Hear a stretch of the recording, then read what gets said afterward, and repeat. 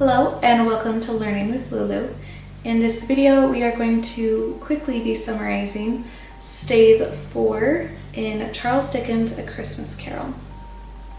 Now in this stave we meet the ghost of Christmas yet to come, and where the previous stave left off, at the stroke of midnight, we saw this cloaked figure approaching Ebenezer Scrooge. This ghost, just as the first two were vastly different from each other, this one is again vastly different from the first two. This ghost of Christmas yet to come is a bit spooky, has black robes with a hood, doesn't immediately converse with Scrooge. As this ghost approaches Scrooge, Ebenezer Scrooge kneels and addresses him first. Again, the ghost doesn't even have to say anything. Scrooge is able to correctly guess who this is. Because this ghost is not answering Scrooge, he becomes a little unsettled. Obviously, the past events starting with Marley and then the Ghost of Christmas Past and the Ghost of Christmas Present, it's been a lot to take in. And again, that first phantom to appear to Ebenezer Scrooge was his friend Jacob Marley, and he thinks about what Marley's fate has proven to be and what his afterlife consists of. And Scrooge does not want that for himself, and he begs the ghost of Christmas yet to come to share his lesson with him. And so the ghost takes Scrooge on a little journey, which is ultimately hinting at the fact that in the future Scrooge is going to be dead, and it's showing us how the world is going to react to Scrooge's death.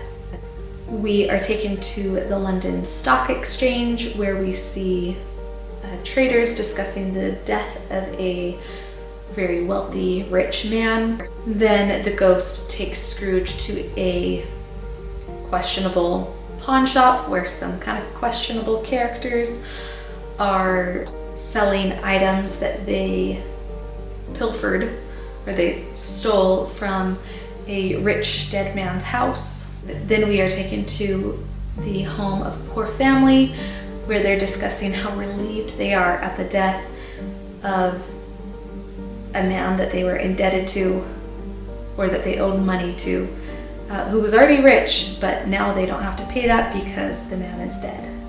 Again, it's all hinting at Ebenezer's imminent death in the future.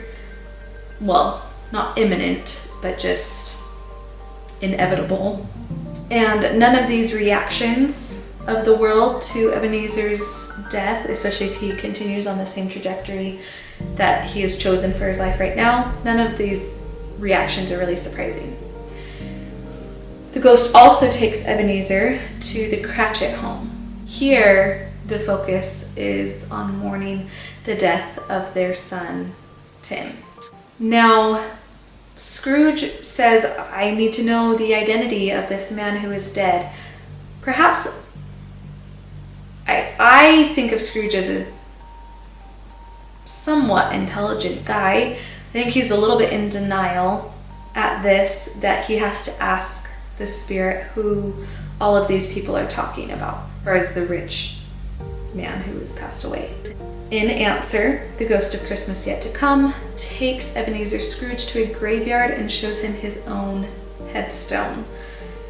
And terrified, Scrooge asks for all of this to be reversed. He promises the ghost, he says, I truly have changed, and he promises to apply all of the lessons from all of the ghosts into his life. Not only so that he's changed internally, but change how he conducts himself in the wider world. My understanding is that the ghost of Christmas yet to come disintegrates because the robe collapses and Scrooge finds himself back in his bed. So that's stave 4 of A Christmas Carol. If this video comes in useful to you, please make sure to do all the things, subscribe, like, and share, and don't forget to come back for the final video, which is Stave 5 of A Christmas Carol. So, hope to see you back around.